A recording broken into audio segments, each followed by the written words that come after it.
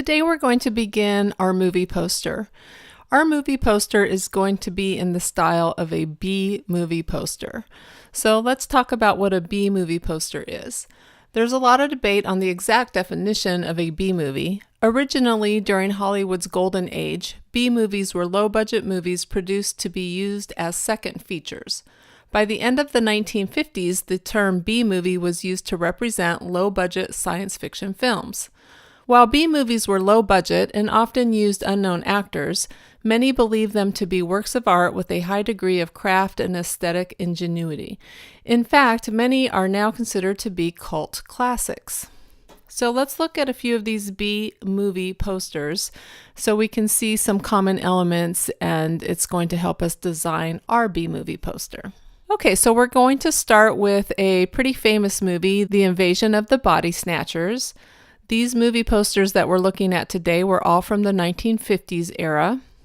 So one thing that these movie posters have in common is they usually have these exclamations, and more commonly they usually have three of them. So incredible, invisible, insatiable with the exclamation marks.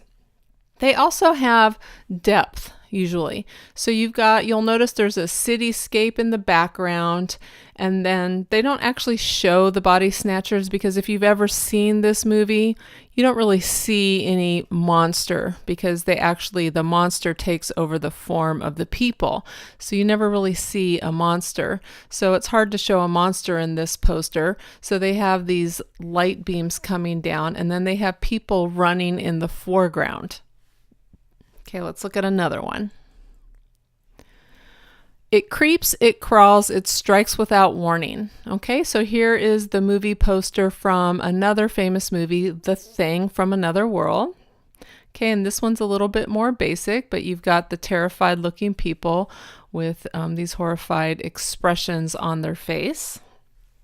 And you'll notice they have a very decorative font for their title here, and that's another common thing. Okay, this movie was called The Beginning of the End. So here again we have the three exclamations: new thrills, new shocks, new terror. We've got a destroyed city in the background. We have some kind of a spider, I think, in the middle ground, and he's got a lady in his mouth. And you've got some people in the foreground looking frightened. And then you've got your cast here. Godzilla. All right, pretty famous one here. It's alive. We have one exclamation. We have a title across the top: Incredible, Unstoppable Titan of Terror. And then we have some depth here going on again. So we have Godzilla here. He's spitting fire. There's a lot going on here in the mid-ground. And then in the foreground, we've got terrified people running away.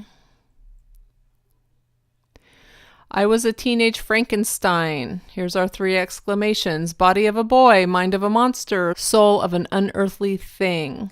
Okay, and giant spider strikes, crawling terror 100 feet high. And the name of this movie was Tarantula. Again, you've got people running in the foreground and a destroyed city in the background with other people, and your tarantula is kind of in the mid-ground there, taking center stage. Okay, and the last one we're going to look at is The Blob, another very famous movie. So indescribable, ... indestructible, nothing can stop it, The Blob. Okay, and they've kind of zoomed in on this scene right here. But again, you've got this lady in the foreground, you've got the blob kind of taking over a train car in the background, and some people running in the middle ground. All right, so we're going to be starting our Photoshop file, and a standard movie poster that you see in the theater, if you can think of a movie poster when you see it displayed in the theater, they're usually in a case and they're usually quite large. Well, I looked up the size of those and they're 27 inches by 41 inches, which is pretty large. But it's also a kind of an odd size. So I kind of looked at proportions of movie posters, and it's really close to a 24 by 36 inch poster size, which is a more common poster size.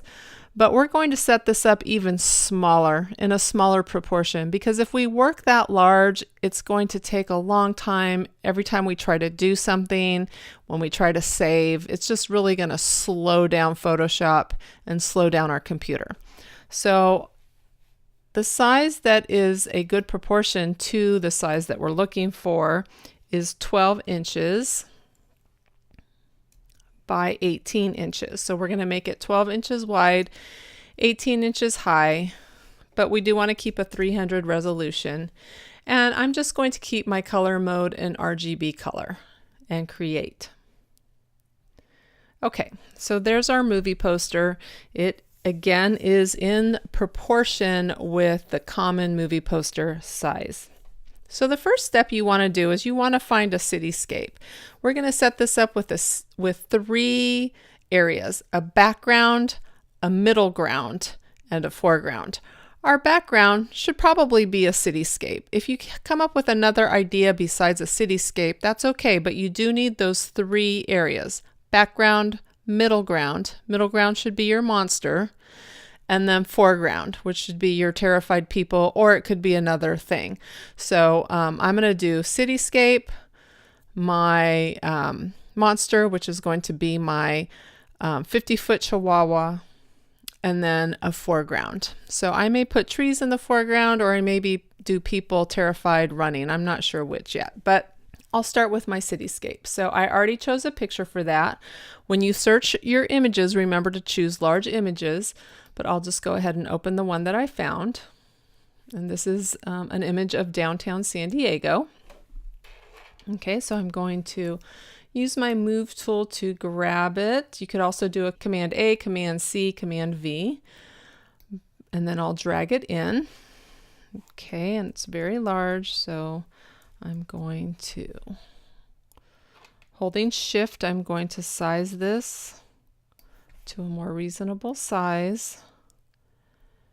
And you'll notice that it's a landscape image. Most cityscapes will be in landscape, not portrait. So it's only going to cover the bottom portion of my poster. So what I want to do is I want to blend this so that the sky moves all the way up. And I want you to think about that when you're grabbing your cityscape or whatever you're using for your background. You need to be able to do that.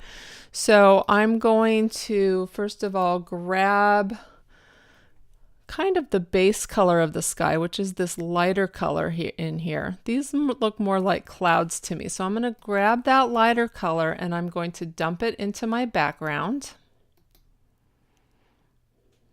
Okay, but that doesn't look very good, does it? So what I need to do is I need to blend these clouds up. So I'm going to now grab this cloud color,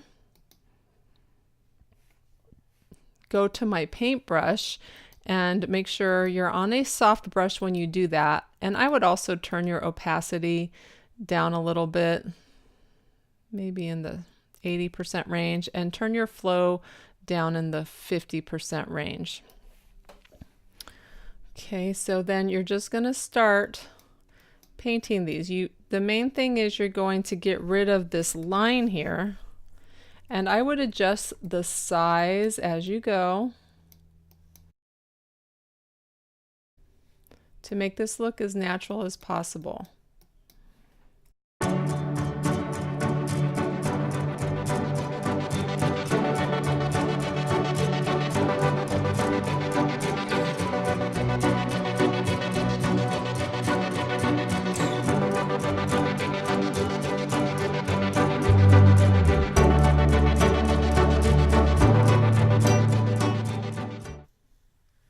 Okay, so work with that as much as you need to, and when you're happy with it, you can go ahead and save, and make sure that you name this with your last name, your first name, and we're going to call this movie poster, and then you want to navigate to your folder, and I will create a new folder for my movie poster after I save, but I want to go ahead and get that saved in there for now. And that's going to be it for today. And by the way, I want you to notice that if I turn layer 1 off, I blended on both of these layers, and I needed to do that to get exactly the effect that I wanted. And it's okay to do that. And you're going to name this Cityscape, or if you chose another background, and I'm going to call it Cityscape Background, because that I know is now my background layer. And so I'm going to build on top of this. If you chose something besides a cityscape, you call it whatever it is, background.